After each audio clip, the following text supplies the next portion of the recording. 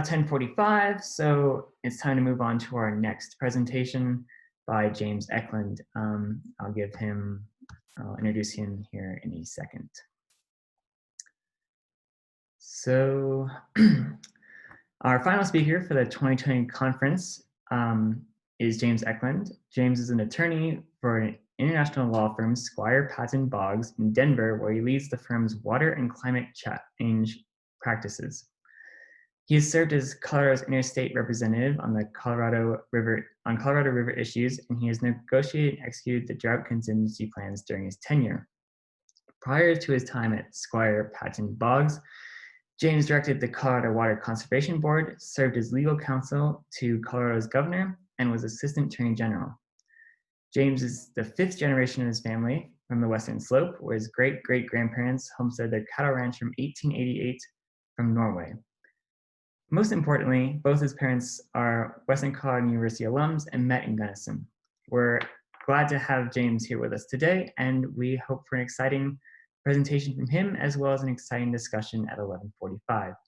With that, let me pass it over to James Eklund. Thank you, Max. Can you hear me okay? We can.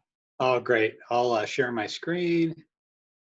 It's good to be with you guys. Thanks for taking some time out of what's probably a beautiful day wherever you are in Colorado. Friday before Memorial Day weekend. All right. Is that coming across okay, Max? Yes, it is. Okay, great.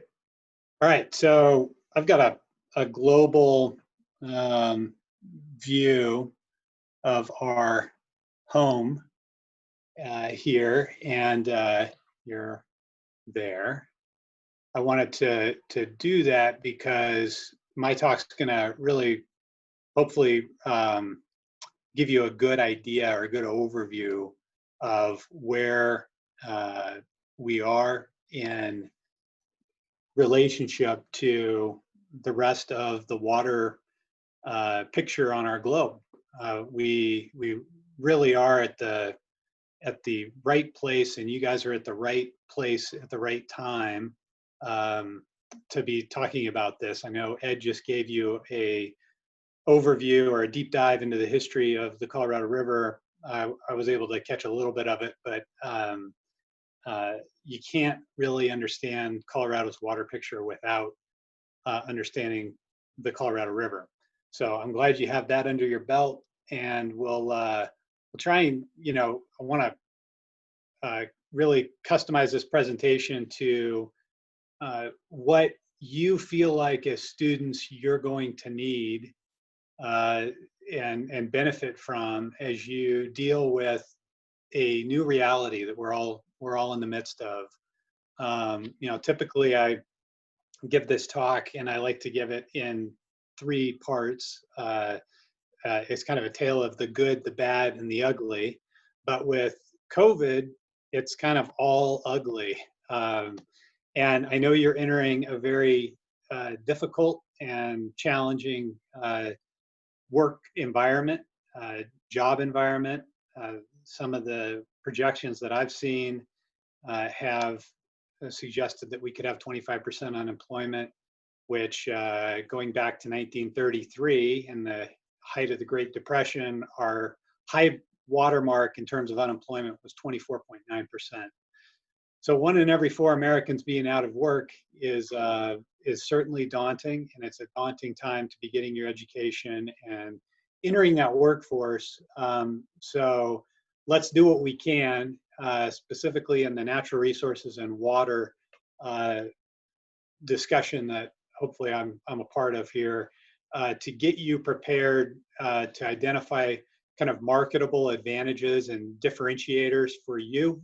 And I can tell you that you're in the right place. This state is the headwater state to 18 downstream states in Mexico, and it really provides much more than that. It's a model for other parts, water-stressed parts of our globe. And I've got a little bit of reference point for that. The firm I'm currently working at, Squire Patton Boggs, has 45 offices in 20 countries. this pandemic does demonstrate that we're all connected globally. And on water, if you overlay the Water Resources Institute water stress tool that shows you in red the regions globally that have acute water stress. And what is water stress? Well, that's when supply and demand are not matching up, whether it's in the agricultural context or in the municipal context. If you don't have enough water, if your supply is too low, then you're going to be you're going to be experiencing some of that water stress that is shown on this map. So my firm, because of where it's located globally, I get calls all the time about water issues in different parts of the world. And I can tell you that the Colorado River system, despite all its warts and all of its colorful history that Ed walked through a sliver of, it is a relatively conflict-free part of the world when it comes to water. And as a result, a lot of the world's water managers look to the Colorado River Basin. We have water tours in both the upper and the lower basin with people from Australia, people from Central Asia, people from Eastern Asia. And it's really an opportunity. I think you guys are well situated. You may not have known that, but you're very well situated in a headwater state that's at the top of this massive system when you talk about how it behaves economically. We'll talk a little bit more about that going forward here, but you are in a very good place in Gunnison to be really at the top of the system and marketing yourselves if water is something you want to get involved in or something you want to differentiate yourself with in the workplace to really capitalize on it. And I'm going to give you some of the uglier side of these slides, but I'm going to end optimistically, so don't freak out. This is the land and ocean temperature percentiles by month. NASA does these. The Jet Propulsion Laboratory works with NOAA to come up with these data sets and then push out these maps. Now, what this map shows you is where you see dark red, that's record warmest temperature. It's not that it's warm, that's kind of light red and pink. So it's more than warm, it's record warm. And it's in places like you can see down here at the, down below the arm of Africa in the Atlantic that generate hurricanes, they generate severe storm systems. The El Nino, La Nina effects that we talk about frequently in water management in Colorado and the Western US are generated in the Pacific. And you've got areas of the Pacific that have never been warmer in recorded history than they are right now. And I know that there are periods of geologic Earth history that have produced very, very warm global temperatures, but we have not seen the pace at which this has increased, certainly in our human history. And you can go back to some of the tree ring studies and some of the paleohydrology, and we're right up there with some of the worst periods ever that life has had to really accommodate and respond to globally. So this is January 2020. This is February 2020. This is March 2020. And this is April.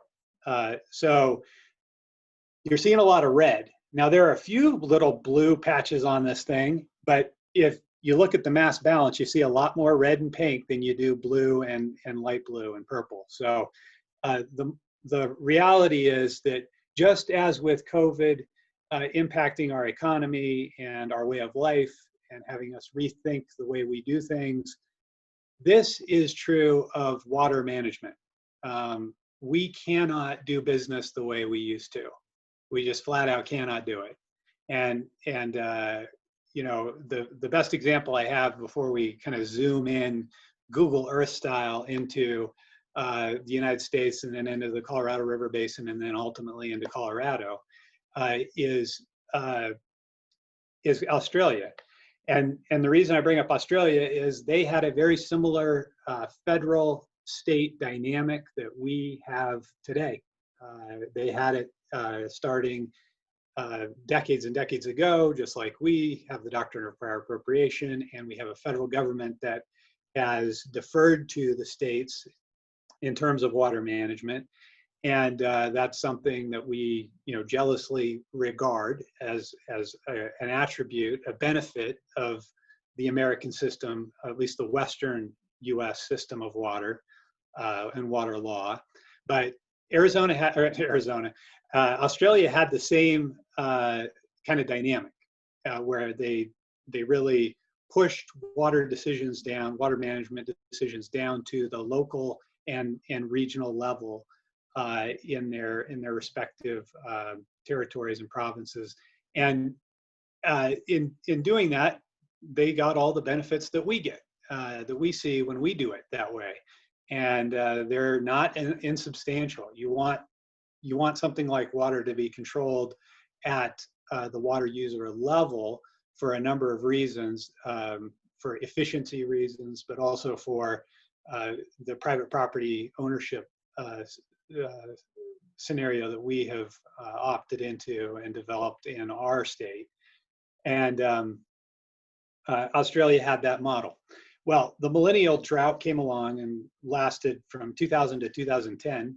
And all the models that they were looking at that showed the Murray-Darling River Basin and their major systems hitting low flow thresholds, those were all, you know, kind of theoretical and academic exercises that people got on webinars like this and talked about. But then in 2000, they really dropped off a cliff, so to speak, with respect to their hydrology, and they didn't recover for 10 years. They had 10 years of some of the worst droughts they have ever seen.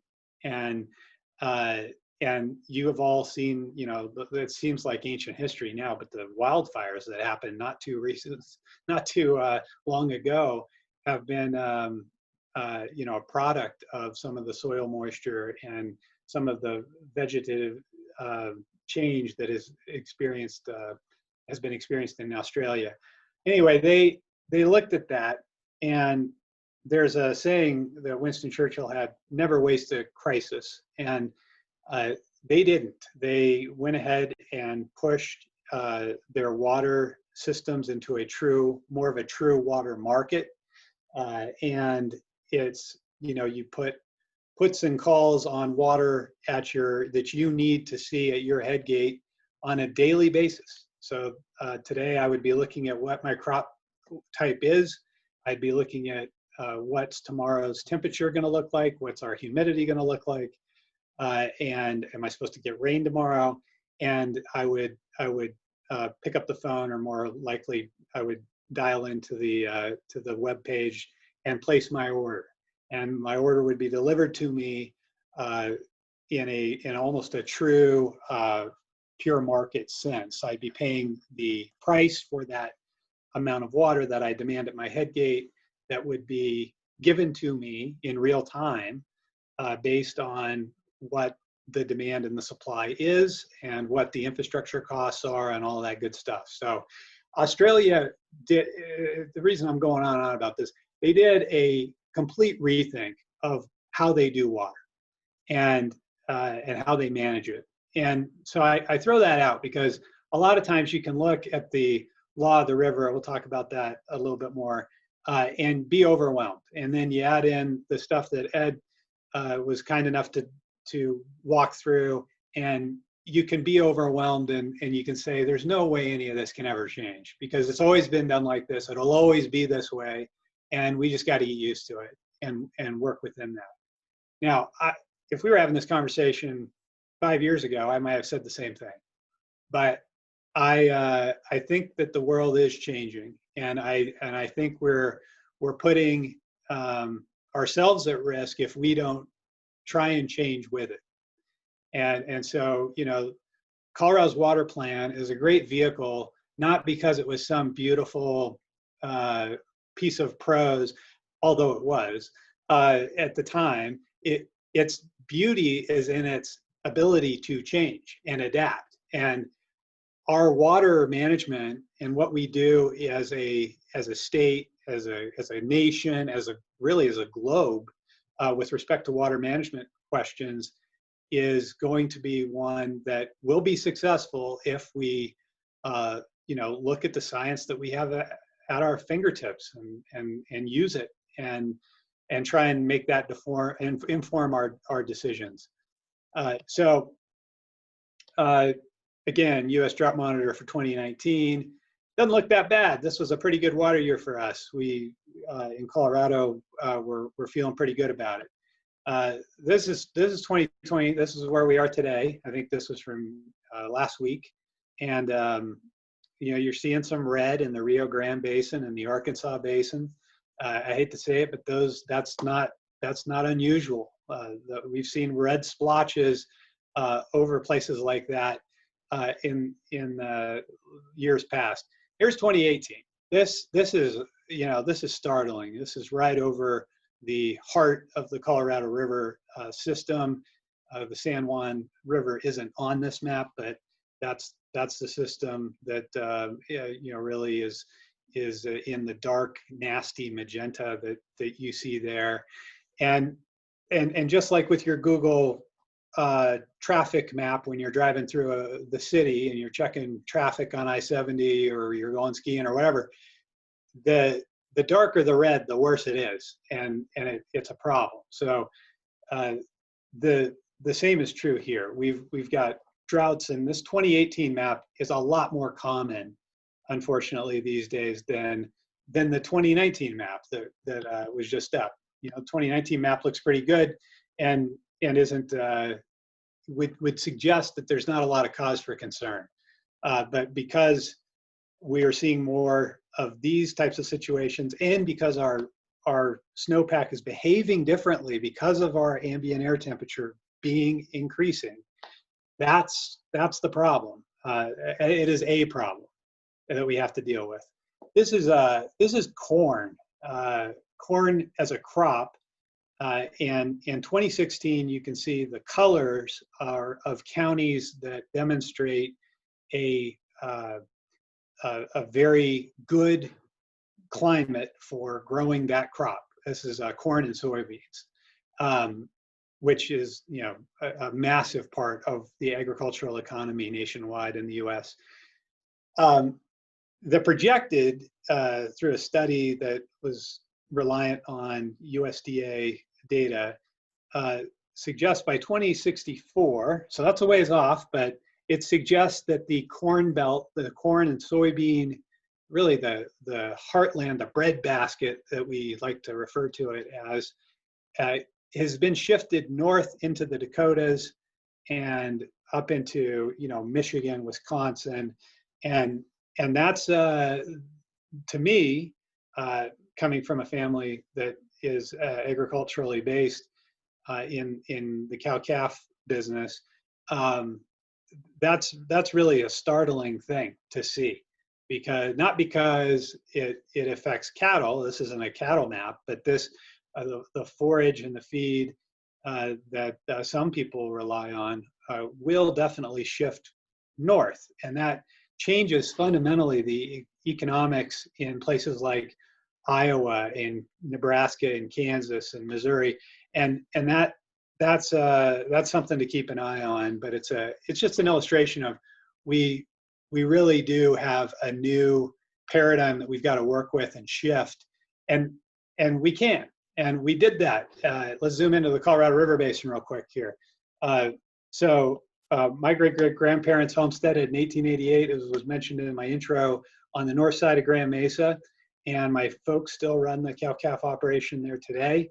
And it's a big reason why I am so passionate about water at all. That's how I got involved in this. They did meet at Western, then it was Western State College in Gunnison, and luckily fell in love, and I'm here. But you're in a really good place. I don't know, I can't think of a better place for you to know something about water, and you're getting a fire hydrant of that information over the course of the water games here, but you're also able to work in this sector if that's something that you're interested in doing. And you can, we can talk about more about that, and I'd love to answer any specific questions that are practical about you getting a job in this area before we're done here. But zooming into the Colorado River, what we did when we came up with this doctrine of prior appropriation was radically different. It was a revolutionary thing to have done because the folks that never want to change and always want to stick with the status quo were preaching a riparian doctrine that came from England when folks came over and settled the East Coast, and we had the colonies, and then we spread with westward expansion.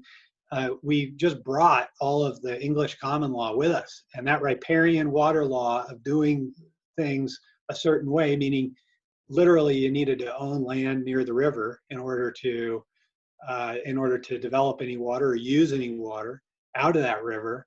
That was the way it was going to be, and it took some very inspired and revolutionary thinkers that were disruptive.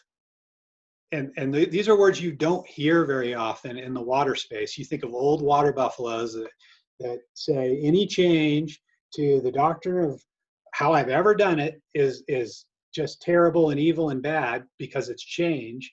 Well, the whole doctrine of prior appropriation was a revolutionary upstart that overturned the old way of doing things from the get-go. So don't listen to that. Change and disruption can sometimes be a healthy thing. A little revolution every once in a while is a healthy thing, and I think that water is not immune from that. So go ahead and be asking your questions. There are no dumb questions, and there's no I've got a lot of colleagues in the water bar that they kind of harumph and cross their arms and shake their head about anybody ever questioning the way we've always done things. And I'm here to tell you that is old thinking, and it is not going to work for us in the water business if we're going to keep pace with the change that is afoot. So this is a big system. You heard about it just a bit ago, and it's worth repeating.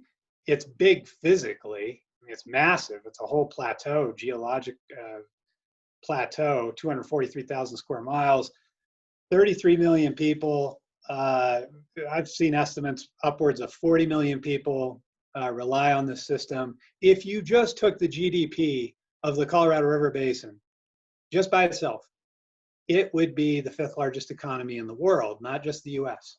So it's a very big system economically, geographically. Hydrologically, it's not that big. We're 1/10 the flow of the Columbia in this system. So it's really the hardest working river, is what I'd say, in the United States. And there are, like I said, there are a lot of eyes and ears watching, listening to what's going on in this basin globally, because if we can do it with our really avid and entrenched water interests, and with this topic that is so visceral, when you talk about it with somebody, you're really talking about the lifeblood of their industry or their homestead in some cases. If you can do it with that, you can do it with Middle East peace. I've literally had discussions with folks in the Middle East, with Jordanians and with Israelis and Palestinians about, we can't get along on anything, but there's one thing we have to have, and that's water. If you don't have this thing for 3 days, you die. So it's kind of critical that you figure it out. And I think that's part of the reason it makes it fun, and it also makes it very rewarding as a industry to get involved in, because you can be literally shaping uh, geopolitics around this resource. Um, so I'll just tie you to, sometimes it can feel like San Francisco is a billion years away from where we are here in our system. But in 4 steps, I'll just tie you to the Bay Area. Uh, Obviously, the Trans Mountain diversions that bring water over to where I'm sitting today in Denver. Hopefully, you guys are in Gunnison. I hope you're on the Western Slope. I'm jealous if you are. Um, and you go through the Colorado River system that we've just been talking about, and then you take the California Aqueduct that takes it across Southern California to Metropolitan Water District in Southern California. They get their water from the Colorado River. They get it from local supplies, which there are dwindling amounts of if they haven't completely used them all up in a given year. And then the other place they get it is from the Bay Delta. So there's a state water project in California that moves water from where they have a pretty good amount of precipitation on an annual basis, or they hope to have, down to where the vast majority of their people are. So here's the same dynamic that Ed was talking about. 7.5 million acre feet for the upper basin, 7.5 million acre feet for the lower basin. If you add in Mexico, 1.5 million acre feet, add those numbers up, you got 16.5 million acre feet, makes everybody happy. The problem, as Ed detailed, we don't have 16.5 million acre feet. We had about 18 million acre foot as our average annual amount of flow for the river as an input during that 20 years where we were, that period of record where we were negotiating the Colorado River Compact. You flash forward to today, and the last 20-year period of record has shown more of a yield of 12 million acre feet, and it can go way below that in a given year. So that's the problem. No need to dwell on that. Let's go to today. Let's go to at least this month. This is the statewide snowpack summary that's pushed out by USDA and USGS every day.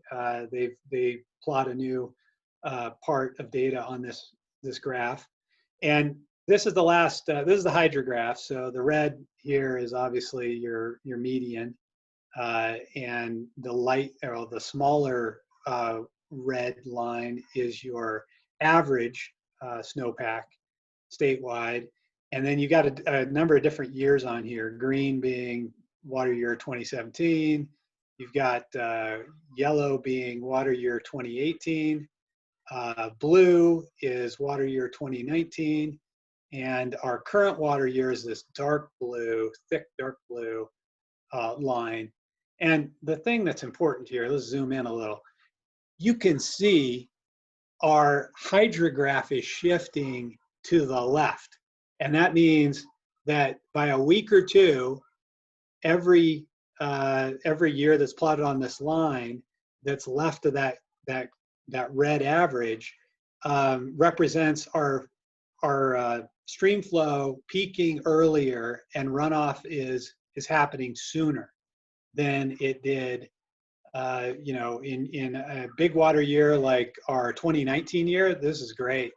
This is over here. This is what you want to see. Unfortunately, over the last 20-year period of record, we have not seen very many of these blue lines out here. We've seen much more like the yellow over here and the blue that we're in right here. It's shifting that hydrograph left. And this is not a political question. This isn't something that Democrats and Republicans disagree on, or they shouldn't anyway. I think they disagree about everything right now, but they shouldn't disagree on this, because if you go to Plateau Creek, where my family homesteaded, and you look at the peak runoff, I know there's a reservoir involved there, but peak runoff used to be we're talking about mid-July, early July sometimes. Now we're talking about June, and that's a difference that has to be accounted for when you're doing water management discussions about storage and releases and all the things that we have to do. So let's zoom into Colorado specifically. You've got 5.2 million people. I think we're closer to 5.8 now. Second fastest growing state in the country. Headwater state, 10 to 14 million acre feet fall on our state on an average annual basis. And if you're new to the water conversation, don't let the lingo throw you here. If you don't know what an acre foot of water is, go to a football field where go up onto the track up the hill next time you're on campus, if you're not there now, and go there and imagine a foot full of water on the football field, including both end zones, and that's an acre foot of water. That's good for it used to be 3, now it's more like 4 or even 5 average sized households for 1 year can get by on 1 acre foot of water. So it's a lot of water that falls on our state from the heavens every year. Like I said, 10 to 14 million acre feet, sometimes less these days. As a result of us being at the top of the system, 18 downstream states in Mexico relying on water that starts in our state. We have 9 interstate compacts, 2 equitable apportionment decrees with the U.S. Supreme Court, and that really allows us to use about 1/3 of the water that originates here. So we get to use about 1/3 of that 10 to 14 million acre foot annual water budget that we're rewarded with every year. And we're tied to these large systems. A quick note on that before we go deeper into Colorado. California had, in the 2014 water year, one of the worst droughts that they've ever seen. And in the Sierras, we get nervous in Colorado. We start wringing our hands and getting nervous about water and water management questions and issues when the snowpack falls below 60% of average. When it's there, and we're going to probably be heading in that direction in terms of stream flow. We had a great snowpack this year, or a pretty good one anyway. And but stream flow, it's just not translating because of soil moisture content and all this other stuff. But that's a kind of a 60%. I'd start getting on the phone with Kevin Ryan at the state engineer's office, or Dick Wolf before him, or Hal Simpson before him, and we'd start talking about this. And reservoir operations and things like that. California ended that bad water year that I was just talking about at 3% average snowpack statewide, 3%. So your system's not going to work if you get that kind of input into it, and you're reliant on something closer to 50, 60, 70% being your bad year threshold. So I guess the reason I mention that here is because I say 10 to 14 million acre feet. Well, if you can get 3% average snowpack in the Sierras, you can get 3% average snowpack in the Rocky Mountains. And it may be a question of when, not if. So here's our beautiful state with rivers blown out so that you can see in detail kind of the volume and the size of our rivers. And obviously 80% of our precipitation and our water is over here where Western is. And then you've got 90% of our population over here where I am sitting today. And that dynamic has led to the 25 or so trans-mountain diversions that move 500 to 600,000 acre feet of water annually from the wet side of the state over here to the dry side over here. That's the dynamic. So I promised some optimism, so let me go through. So the good is we have a water plan that like I said, it was developed through a grassroots process. That's the best part of this whole thing, is that it wasn't bureaucrats in Denver sitting at our desks writing this.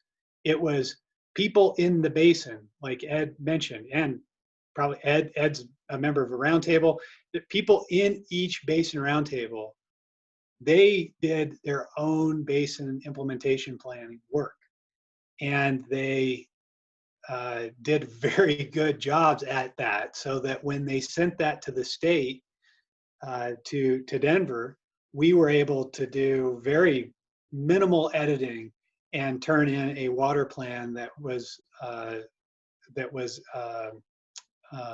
ordered by Governor Hickenlooper via executive order, and we had to do that by the end of 2015, and we beat the deadline by a month and a half. So we're sitting here with this plan that is good, but it's only as good as the grassroots process that made it.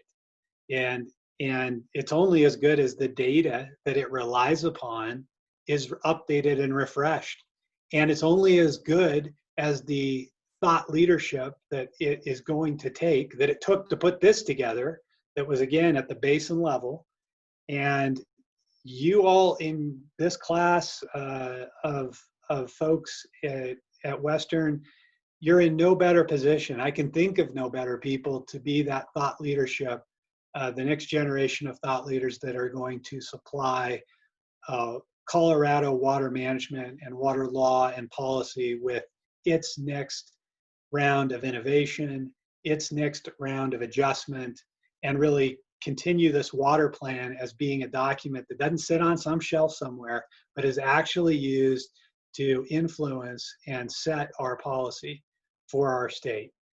That's the way the Colorado Water Conservation Board was designed by statute. It's got members that are gubernatorially appointed, but they have to come from each basin of the state. And that dynamic, I think, is really alive and well in this water planning exercise and the roundtable processes that you've heard about, and hopefully you can take advantage of either virtually or physically. The Gunnison River Basin is a very active basin roundtable, always has been, and get involved with your roundtable, and there's no price of admission. There's no requirement that you know anything about water. There's all you have to do is be a water user, and guess what? If you're alive and listening to this, you are a water user. So please get involved in this process, because it is how our policy is going to be shaped going forward. And I think it's the right model. And I'll talk more about that in a second. The bad is this climate change stuff. I've gone on enough about that. And the ugly is obviously all around us with this pandemic. But it's also ugly in the complexity of managing this resource. And the complexity is several fold. I'll just touch on two of the complexities right now. One reason we're complicated in water and water management is because of how balkanized and stratified and really broken up into small fragments and fragmented we are as water managers. We've got, this is all the counties and water districts in the country, and you can just see how complex it's got to be when you've got this many different water districts playing in the same sandbox. And each one of these has their own politics, they have their own budgets, they have their own tax issues, they have their own policies that dictate how they can do and what they can do with water management. Water quality is an issue increasingly as we find microplastics in our snowpack and pharmaceutical products in our snowpack.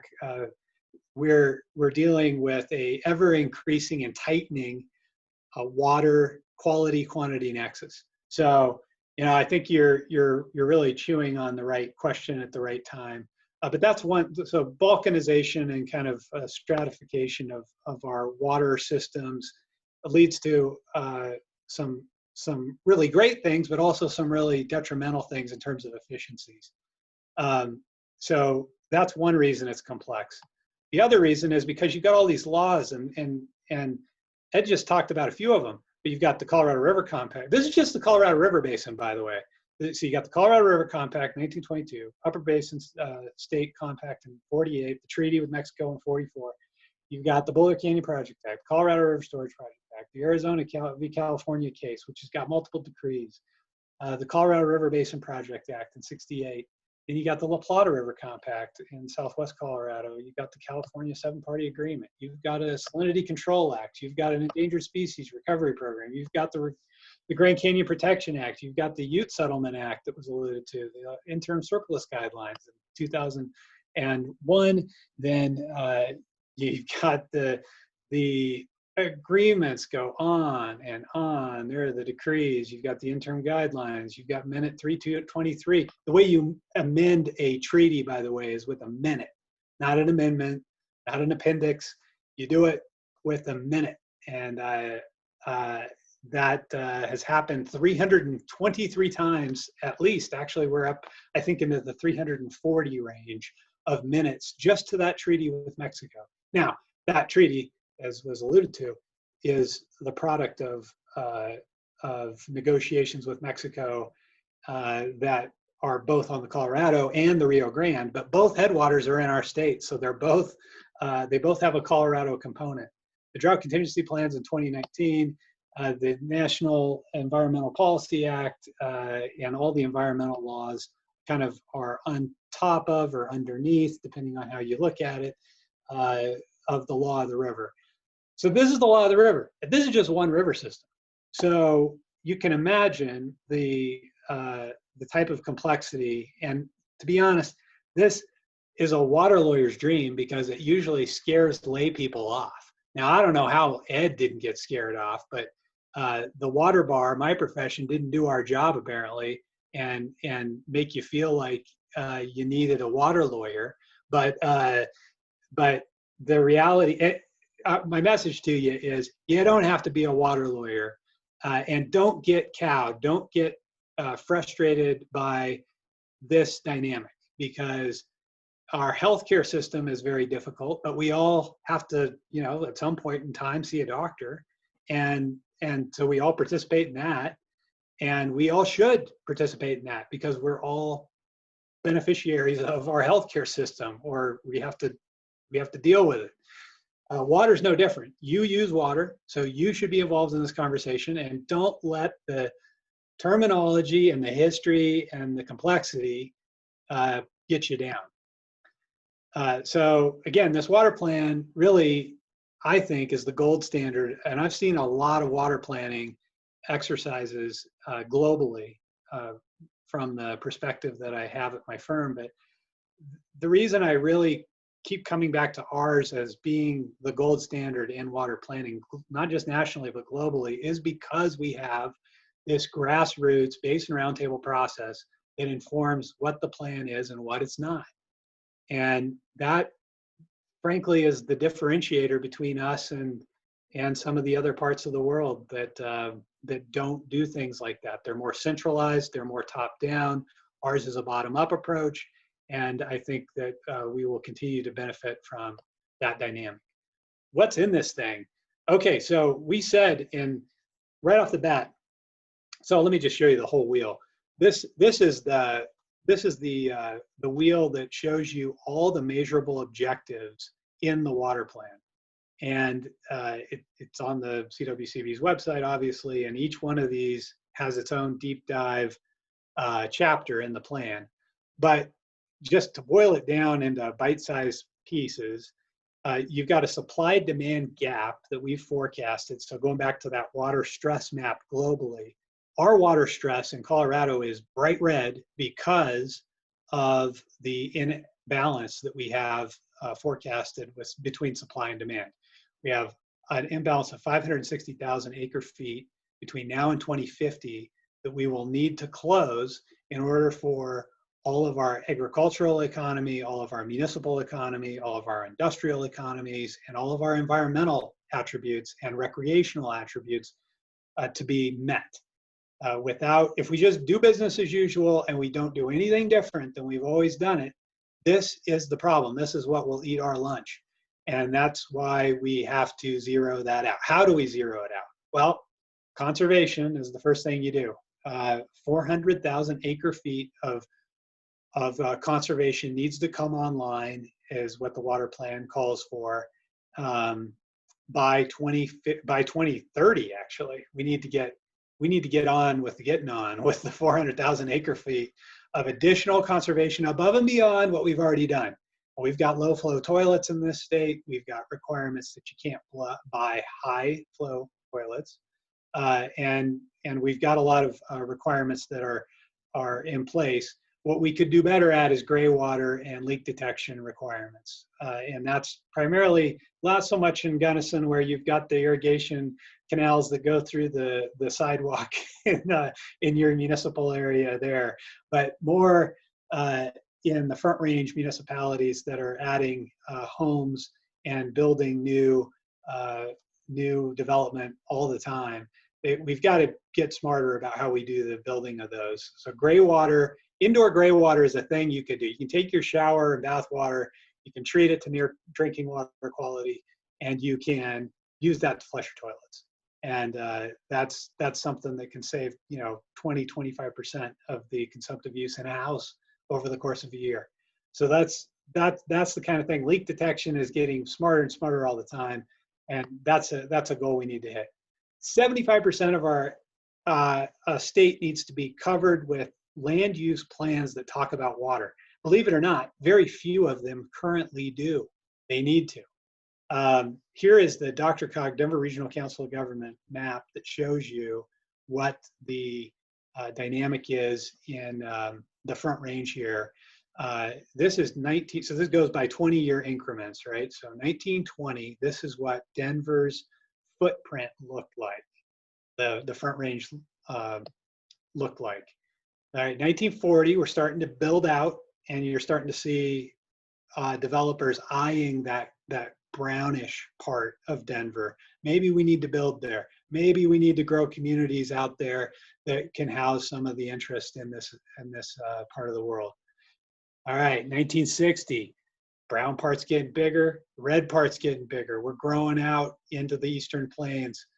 1980, we're starting to look like the Denver that you drop into when you're on I-70 or 285, and you're going up to 2000 now.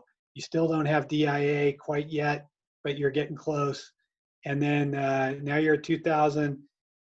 Now this is full. This is full build out.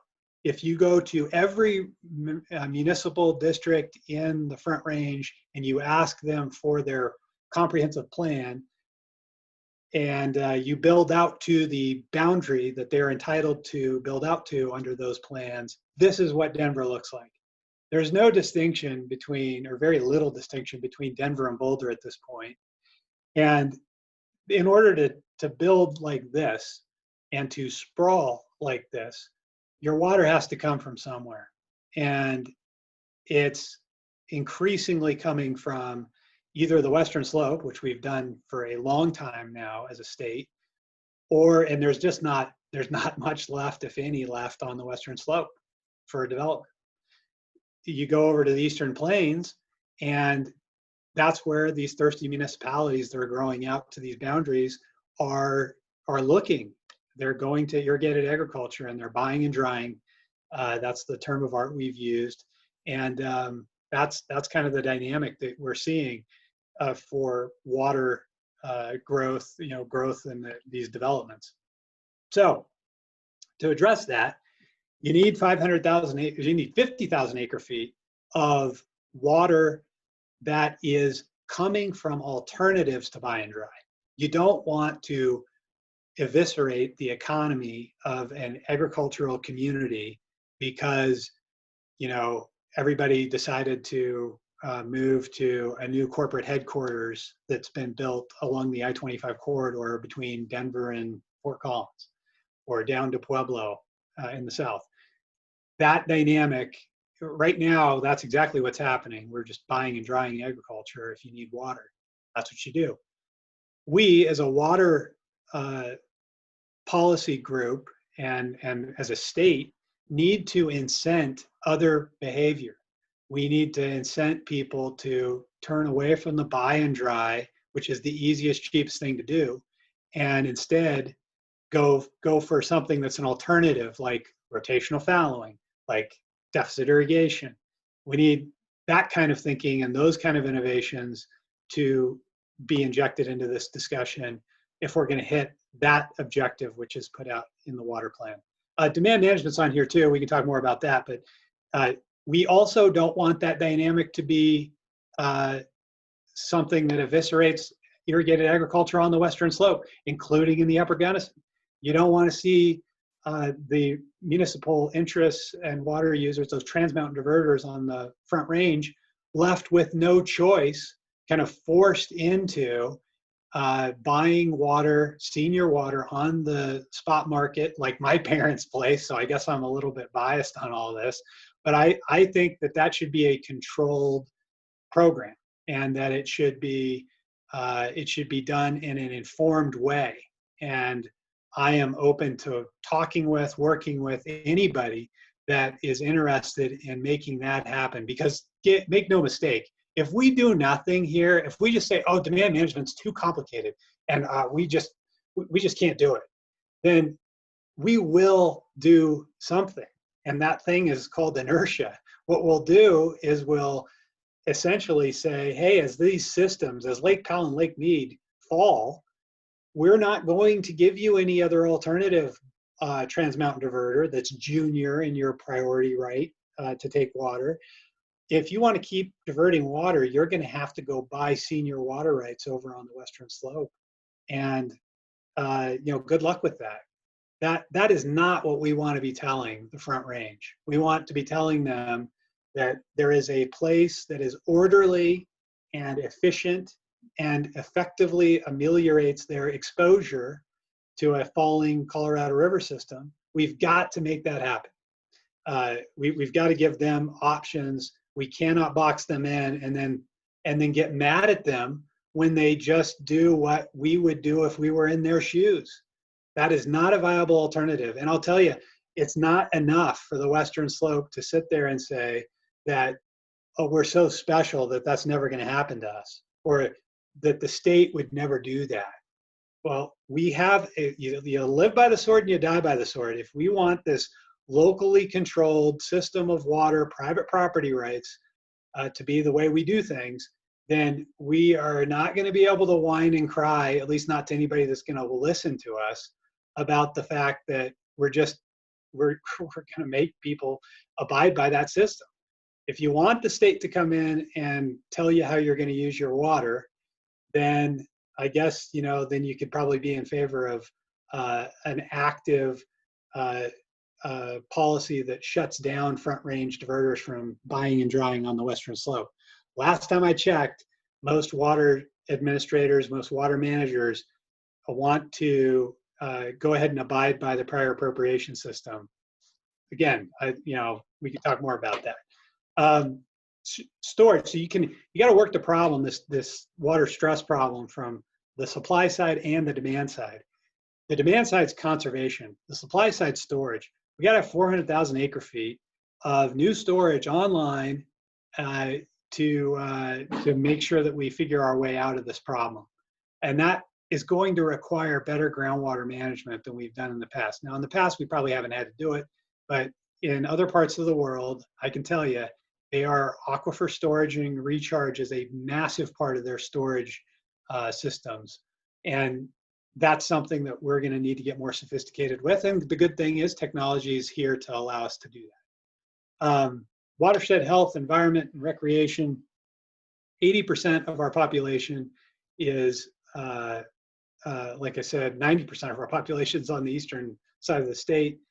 And that means that we've got our work cut out for us, because not every person in Denver goes to the mountains. DPS, Denver Public Schools, my wife's a teacher there, did a survey a few years back about number of kids, and this was, I think, high school age kids, maybe seniors, who had been into the mountains from Denver Public Schools. And it was a startling number. 70% of the DPS kids that were in that survey had never set foot in our mountains, never been there. Not the foothills. I'm not talking about the Western Slope. I'm talking about the mountains at all. And so, I know on the Western Slope, you can kind of, because you're around people that love the outdoors and you're surrounded by this amazing environmental beauty, you can sometimes forget that there's an entire population of people in our state that don't fly fish and they don't ski and they don't go up into the headwaters to paint or do photography. They, and maybe it's their loss, but that's not happening. That's not part of their lifestyle. It's not part of what they're doing. And it's not the water use. When you talk to them about water use, you're talking about watering their lawn or getting a drink out of the faucet. And that dynamic means that we've got our work cut out for us on watershed health, environment, and recreation, because if I was from CDOT, if I was from the Department of Transportation, and I came into this webinar like this and told you that we had 3% of our, less than for 3% of our roads and bridges accounted for in a type of infrastructure plan, you would laugh me off the webinar, and you should.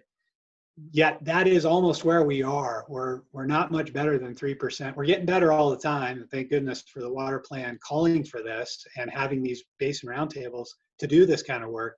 But we're woefully inadequate in terms of stream miles under a stream management plan that we have in this state.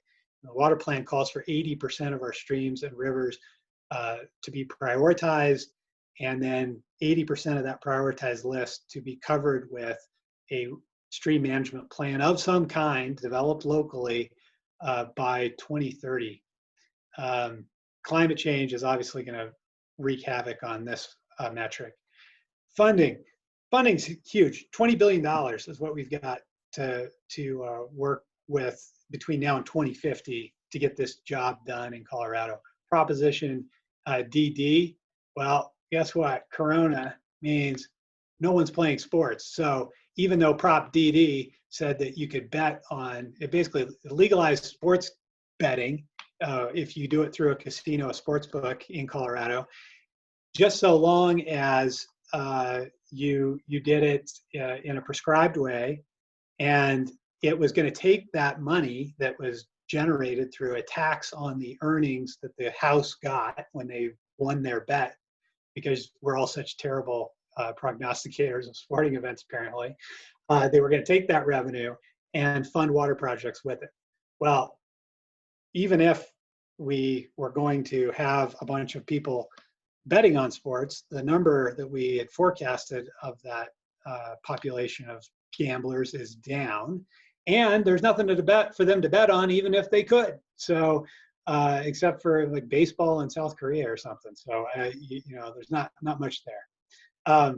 So we've got to move, I guess, before I leave the funding, we've got to move to more innovative thought on financing public works infrastructure writ large, including transportation and probably healthcare education, but water is definitely something that needs to be discussed in a public-private partnership type of mode, where we bring private capital in to hopefully build some of these projects that have to be built, or at least do operation and maintenance work on our existing infrastructure, or we're going to have catastrophic failures that we don't want to see that are happening in other parts of the world. You saw the dam failure in Michigan. That's the kind of thing that we can avoid if we properly fund our water infrastructure budget. Data and technology needs to happen at scale. I'm going to click over here to my chat function and see what's coming in. All right, I think I'm up against time, is what Max is telling me here, and I'm happy to start. I'm happy to start going through these questions if you want, Max, or I can stop here. Yeah, yeah, that would be great. We can move to questions, and we're right up against the discussion time right now. So we'll run through some of these questions that popped up in the chat, and then also open it up back up to Ed to join. If Chris Caskey's still in, he can join in. If Malcolm's still here, he can join. And then everybody else, if at some point soon will unmute, uh, allow you to unmute yourself and contribute. But let's start with some of the questions from the chat. There's a big one from Ed that was posted about halfway through your discussion.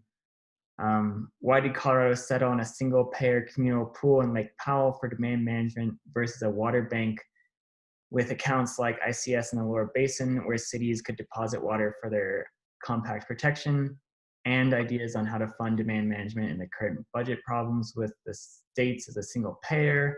So that's a big question. Let's start there.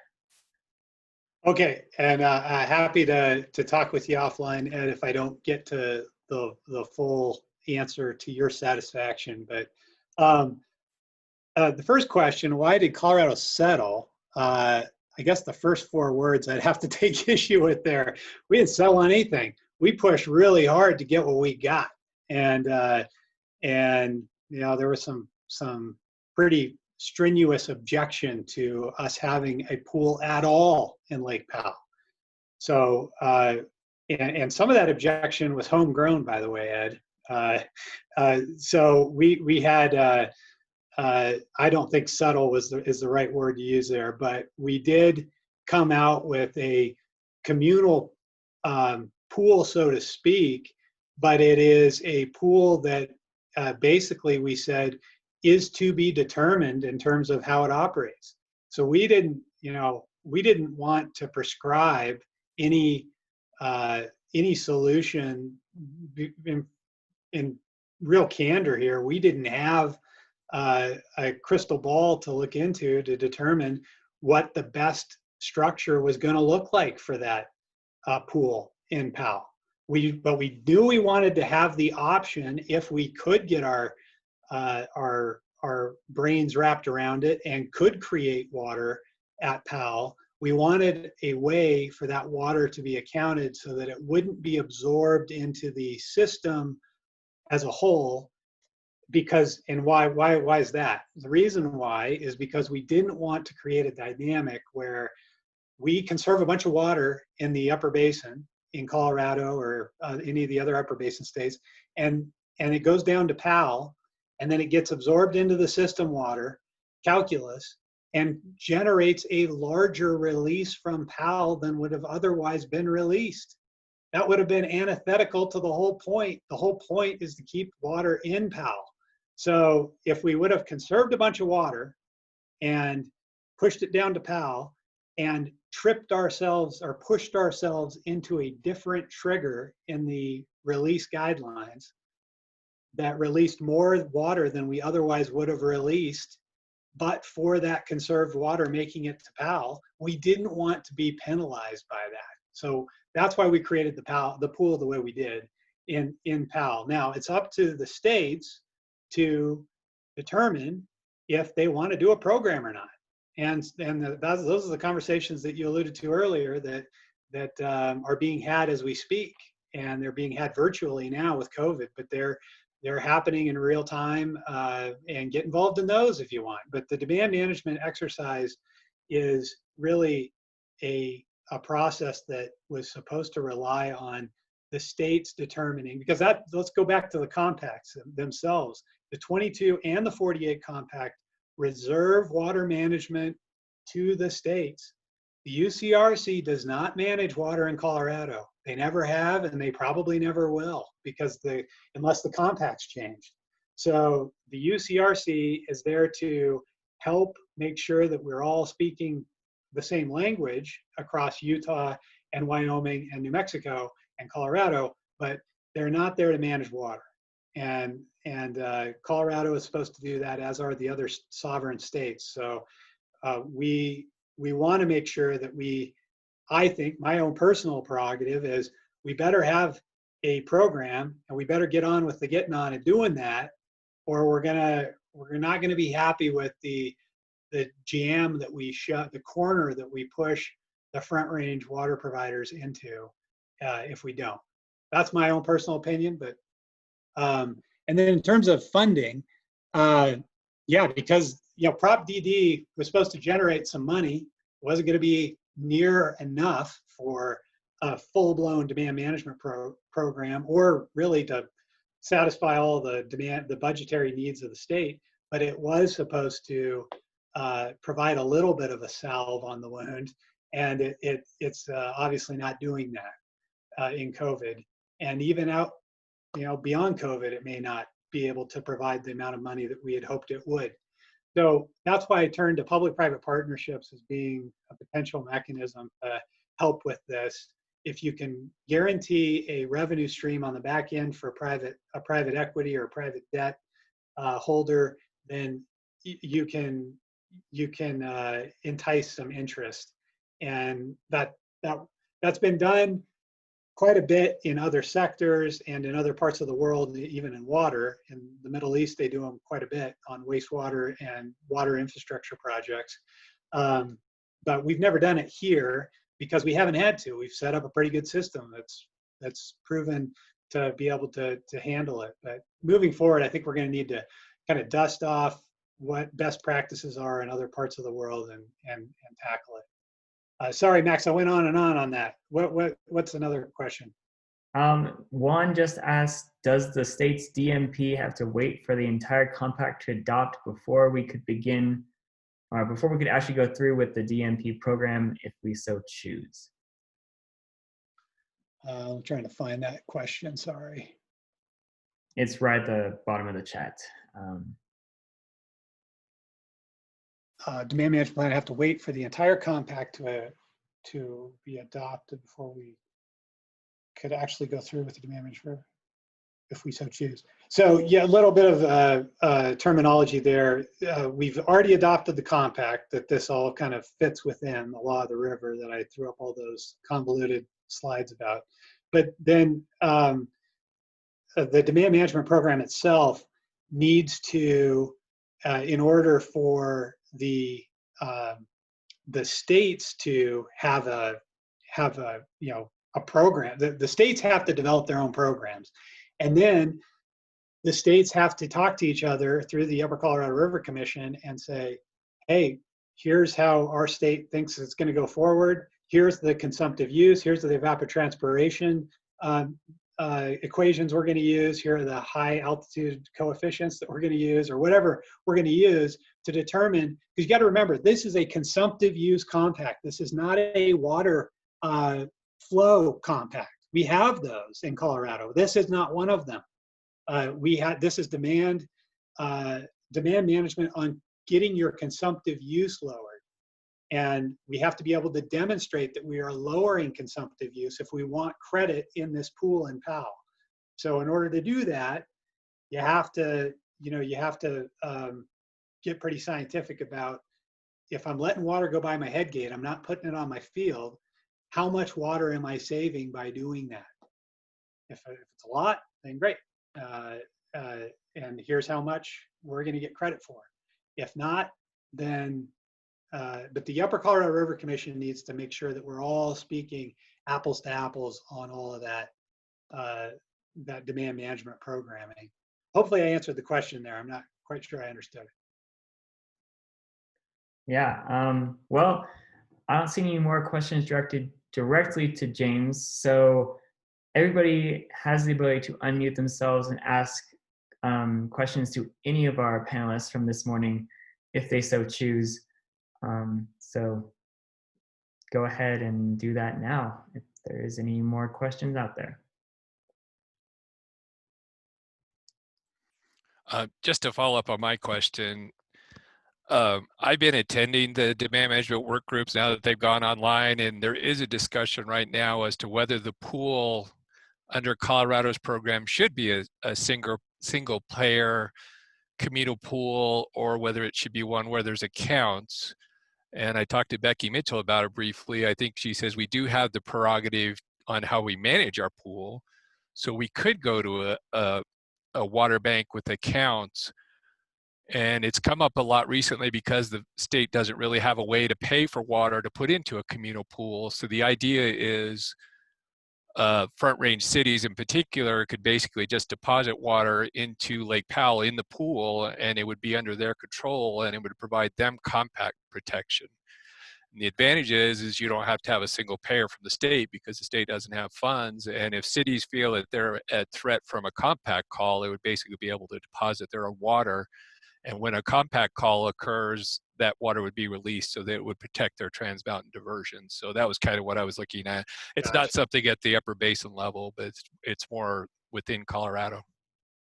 And I think that's a great observation. And I do think that there are a number of ways to kind of go at it. And there are efficiencies, like you said, creating however we do this, right? You got to be able to, Kevin Ryan, the state engineer has to be able to administer whatever we cook up.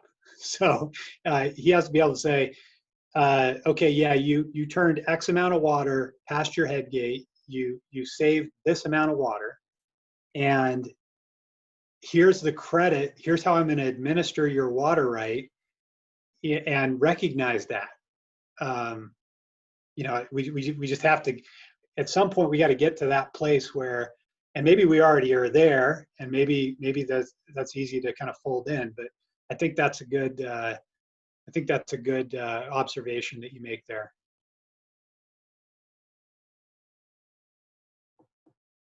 Well, it looks like we got a question from Will. Max, do you want to read that? Yeah, so Will asks, according to New York Times, oil and gas companies estimate that they will use about 6.5 billion gallons of water in Colorado this year. That figure makes up only about 0.1% of overall water use. Is that an accurate statement? I know that goes back to something that Sam Ebby was asking about and might join in to clarify further later in the discussion. Yeah, happy to take a stab at that. Yeah, oil and gas, when you frack a well, you don't use a ton of water. You got to use some, and I know that's been kind of the tagline from the oil and gas industry for ever since I've been following this stuff. That they use a very small percentage of the overall consumptive use in the state. I don't think that's super. It doesn't really push me one way or the other. Oil and gas has always been a very important part of our economy in Colorado, and I don't really have an opinion about. I don't think they're not a massive water user. That's true, and so for just to in terms of accuracy of the statement, I think that's probably accurate. But in terms of the importance, that doesn't let anybody off the hook. When you're using benzene and other chemicals in your cocktail of fracking fluid that could potentially get into a water supply, I know the oil and gas companies are very nervous about that. So it's not so much a volumetric question as it is an impact question. I've seen both sides of this one. My family runs that cow-calf operation I was talking about. My grandfather, guy from an oil and gas company said, "Hey, how would you like me to put a rig on your property and I'll give you a check every month?" And my grandfather thought, "Well, I'm not really using that piece of the property. I'll give you some bad part of the, doesn't raise good hay. I'll put you over there and we'll see if this works." And they were under an obligation, the oil and gas company was, to fence out the cattle that my family was running on that property. They didn't, and the cows got in, drank some probably produced water is probably what it was. That was trying to get, the oil and gas company was trying to get out of the way so that they could frack the well. And some of the cows got sick and died. And my grandfather said, "Hey, you were supposed to fence these guys out. They got in, they died. Pay me for the cattle, will be good." They wouldn't do it. He had to go to court with them. And they ended up having to, go through a whole litigation mess. So I've seen both the good and the bad. I've seen royalty checks come into farming and ranching communities that otherwise would have had a really tough time making it through a down economy or down beef prices. And on the second, you know, uh, on the other hand, I guess I've seen that the industry, just like any industry, can have good players and bad actors, and sometimes if you run into a bad actor, you can color the whole industry. So I'd say good observation by the New York Times on the amount of water being used, but that doesn't really tell the story that is relevant to me anyway. Excellent. Thank you. Um, are there any other questions for the speakers or any of the speakers that want to add? A question. So there was a very interesting presentation, but I'm curious. You mentioned like domestic use, and as far as I'm aware, like the total domestic use in Colorado or just the country as a whole, I think is like 20% or less of the total water consumption. So, you know, I hear a lot of people talking about like shorter showers or low flow things, and it's like that in my mind pales in comparison to, like, it feels I forget the word I used. I think you know, worthless almost. It just pales in comparison to the amount of water being used by things like, you know, ranching and you know, the mining industry, even though that's, you know, obviously just a fraction of what it was back in the day. You know, other industrial use out there. So I'm curious, like, as to how we should be weighing the two different things of like economic or industrial use, and then there's like utilitarian, you know, household use and just like efficient industry use. Because Yeah, Sam, great question, and thanks for asking it, because a lot of people just don't, and they just assume, well, we've got a water stress problem and we're just going to solve the whole thing because 80–90% of the consumptive use is in agriculture. So right. let's just go to agriculture and make a little tweak here or there, and we'll get all the water we need. And let me just lay out why I don't think that's the case, and kind of the dynamic. Again, just like with the oil and gas question, if you just look at the total consumptive use pie, and there's a pie in the water plan that lays this out, you could be led to think that, you know, municipal and industrial use is just not where we need to be spending our time and energy because of volume. And I completely understand why you'd say that, but the reality is, if you look, and we're in a headwater state, so our water, again, we only get to use a third of our water. 2/3 of it has to leave the state pursuant to one of those 9 interstate compacts or equitable apportionment decrees. So that dynamic means that we have to be super efficient with the third that we use. And in agriculture, what you see, so like imagine the South Platte or even the Gunnison, but it's easier on a water short system that's water short every year, like the South Platte, that you are using water, you're diverting water onto your fields, right? And then the return flows go back to the river, and they get picked up by the next person that operates with the water at their head gate. And it does that. We do that like 8 times before it hits the state line with Nebraska on the South Platte. And so from that respect, agriculture is 100% efficient because every drop is accounted for. We either use it to get the water to the roots of the plant that we're trying to grow, and we lose some of it through evapotranspiration, or we use some of it through evapotranspiration of the plant, Right. or cattle drink it or whatever. And then there's return flows that go back to the river, and it's picked up again. Anything that we do not use on any of our systems leaves the state, and we get then credit for it at the state line because of one of these compacts.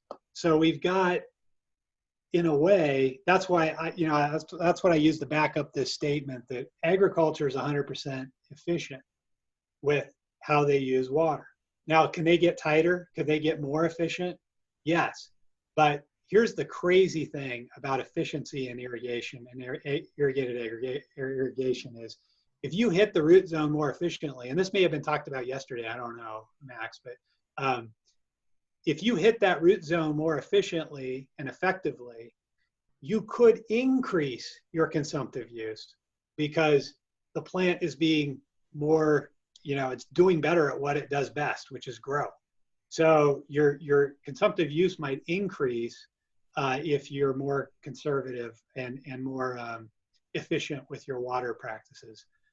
That it just illustrates that if you're talking about conservation in the agricultural context, you're really talking about fallowing, or you're talking about changing crop type to a less water intensive crop, or you're talking about water deficit irrigation. Some way, shape, or form, you're just throwing water down the river. That's conservation in the agricultural context. Conservation in the municipal context is totally different. It's me taking fewer showers. It's me turning off the faucet when I'm brushing my teeth. It's me, watering my lawn less, or it's putting real water through something I've done. It's conserving that water and putting it into the system. But to go back to your original point, I hear that all the time, that all we have to do is get more efficient with our agricultural use, and we'll solve the problem. And that's just not my experience. I don't think that the data bears that out. It also makes it a very difficult question to answer because it's not something that we can tweak and produce a ton of water. Now, that said, technology is getting better and better all the time. We could, we can get better, more drought-resistant crops. And we can get that genetically kind of modified. People don't like that now, though, so maybe that's not an option. But we can definitely, on the municipal side, and this is why all the attention's been paid to it, we can definitely squeeze, like I said, 25% out of a home is unbelievable. When we were doing the water plan work, even just in 2015, when we went to the municipal water providers, they said, well, hey, don't go easy on this. Don't make it a big number on additional conservation in the municipal context, because if you make it a big number, we've already cut to the bone. We can't cut anymore, and we've done all we can. We can nibble around the edges, but we can't do much more than we've already done. That's just, technology has made that a ridiculous statement. We now know that if you put in a gray water system like the one I was talking about in your house, if I was able to put one in my house, it would reduce my consumptive use by 20 to 25%. That's a lot of water if you apply that across every household in the Metro Front Range even. I think there are gains to be had. All of it can't come from agriculture. Don't let them fool you on that. But if Ed may have a different take on that, or a different way of saying it. Well, it should be pointed out, in an urban setting like the Front Range, a lot of the water consumption is in lawn watering. The actual domestic use inside the house isn't the biggest percentage. There's a lot of water that goes to lawn watering in the summer. And it certainly is valuable because the populations in all of the big cities in the basin keep growing. So they have to keep reducing their use because they need to make room for more people to move into the cities.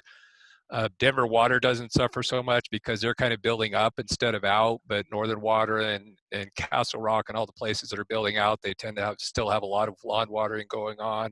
They're adding more people all the time, so they're kind of conserving water because they want to make room for more people. If you come out to the ag areas, we are improving our efficiency. The NRCS puts a lot of money into our area from the salinity program. They're putting in center pivots where there was previously flood irrigation or sidewalls, or they're putting in sidewalls. There was previously flood irrigation. But there's an odd paradox with that efficiency improvement. As we switch from flood irrigation to sprinklers, most of the return flows that we have that were going into the rivers and into Lake Powell kind of disappear. because when you're using center pivots and other forms of sprinklers, the losses tend to be evaporation into the air and there's not much runoff. You certainly have more water available to use, but farmers tend to use more efficiently. They produce more, they have more water to irrigate with.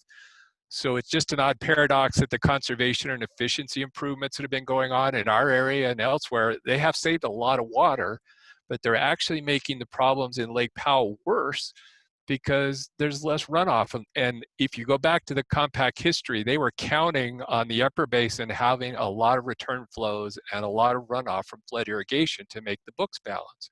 It's kind of the same thing that Tipton was talking about in Arizona. He was going to try to balance the Mexico Treaty with runoff from flood irrigation in Arizona and California, but they stopped doing that. They switched to sprinklers, so there weren't any return flows there. So it's really hard to balance this equation with conservation and efficiency in agriculture, but we keep doing it, and there's obviously benefits for it, but that's kind of why the conversation switched over to fallowing and demand management. The downside of demand management, I'm all in favor of trying to improve the efficiency of our water use, but we don't want to dry up fields in our communities. It results in dust problems, weed problems, secondary impacts, even if it's temporary. Babbitt's proposing a 10 to 30 year irrigated CRP that would drive up fields for 10 to 30 years, and that really adversely affects our economy.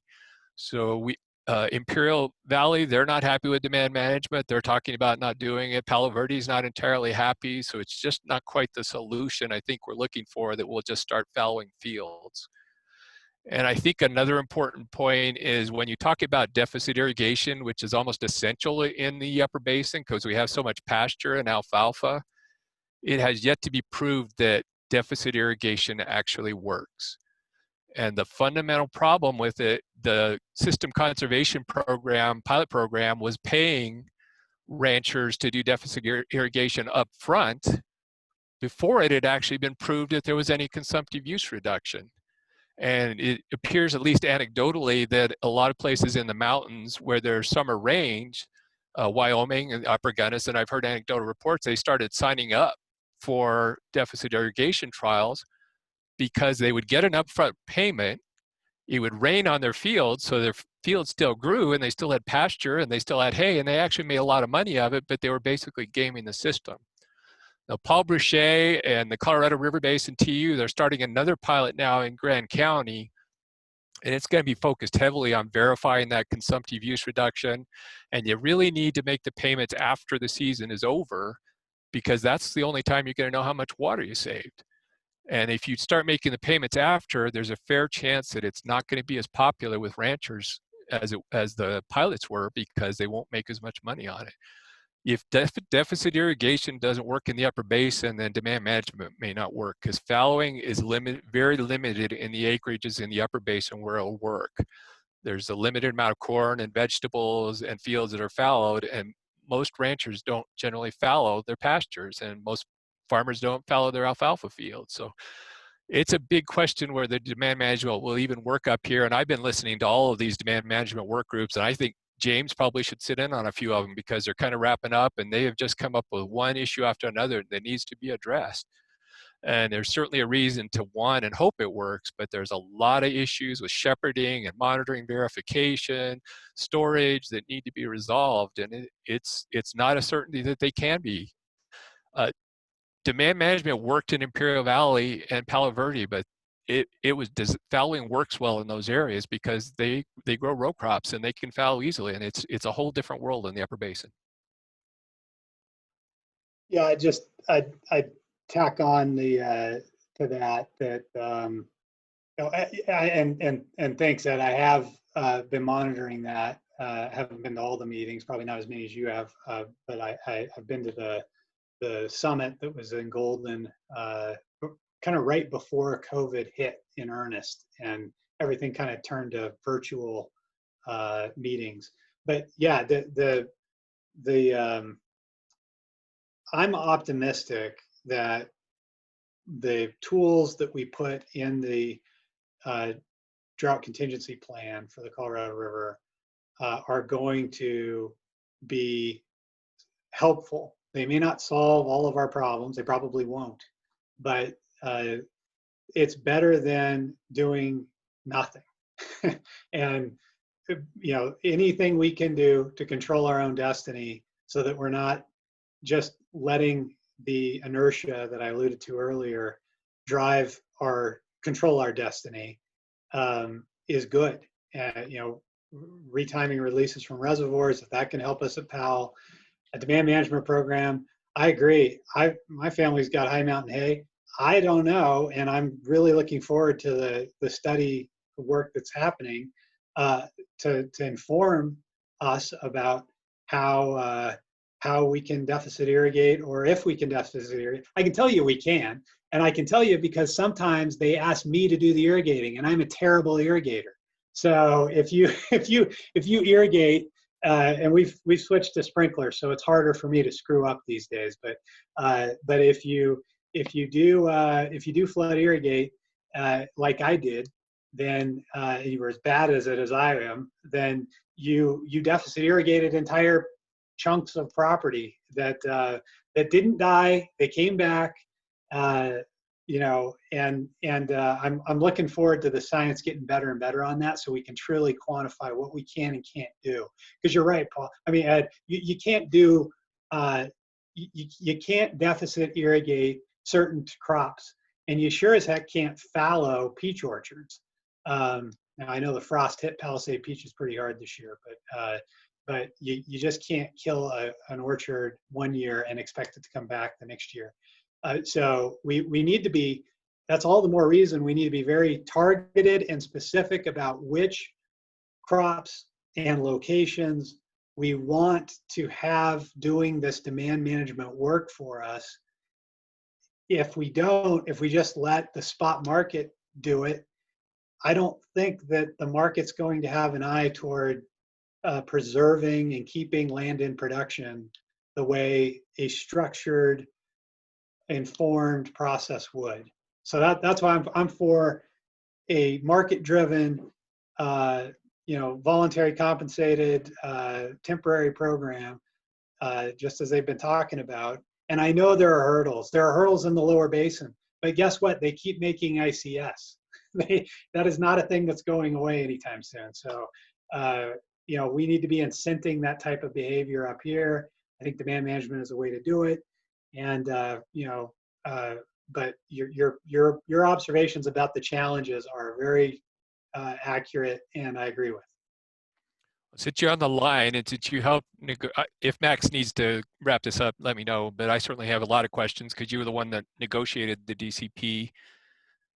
Do you think it's an impossibility that we could get ICS style accounts, because it's much easier for the lower basin to put water into their ICS accounts than it is for the upper basin to put water into them? And the one I asked in chat in particular, I know you've heard about the thermal power water that's going offline permanently, and it could be as much as 150,000 acre feet in the entire upper basin.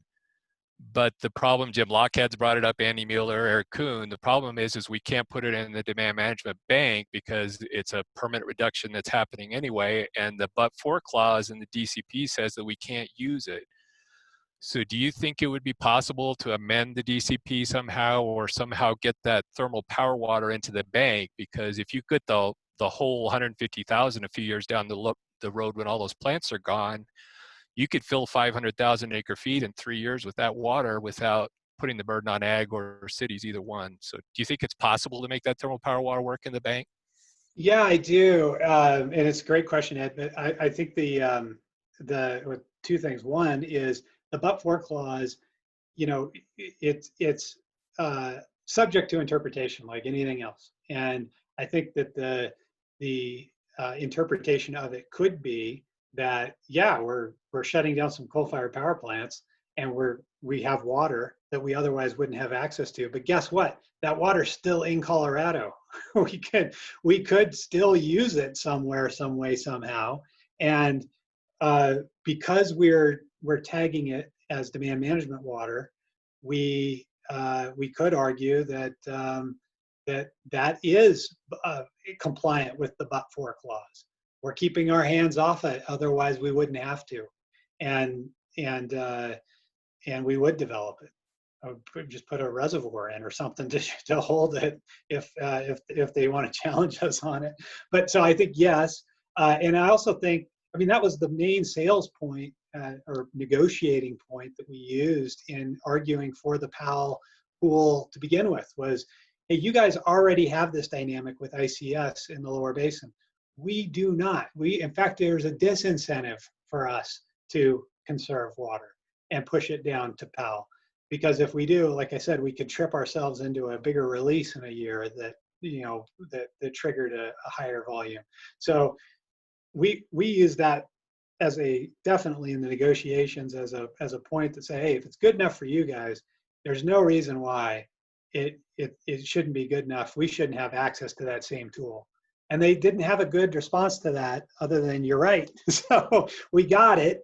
And I do think, we do need to be creative. And in terms of amending the DCP, we will have another bite at that apple. We kind of have another bite at that apple right now because we're renegotiating the 2026 guidelines or the regime that will be in place when we get to 2026. We are starting negotiations of that right now. Now, I'm no longer your commissioner, to be clear. That's Becky Mitchell. But when I say we Coloradans will be very closely watching that, I'm sure, to make sure that our interests are preserved. And if there is a bit of cleanup or some adjustment that needs to be made to what we negotiated in 2019, then I would say that's definitely an opportunity to do that. But I do like the idea of not just this water, the coal-fired power plant water, but this is getting into the minutia, sorry, Max, but there are pre-1922 water rights in Colorado that were left separate from the compact. They were not to be used in determining, they're basically not curtailable by the state engineer if we got into a compact curtailment situation. And I think that is very important because we have old ranches in the valley I'm from that aren't ranching anymore. And those absolutely were pre-1922 water rights. And I don't think we should just forfeit those because that was the basis of the negotiations that you went through in great detail when we led up to not just the 22 compact, but the 48 compact. We were assuming a certain level of consumptive use, and that's what led to our percentage, 51.75% allocation that we get of the consumptive use available in the upper basin. So preserving the basis of our foundation of water rights and consumptive use that we negotiated all those agreements on the back of, I think is very important. And I think we can, if we need to, get creative about that. How's that? Thank you both for that. We are running out of time here.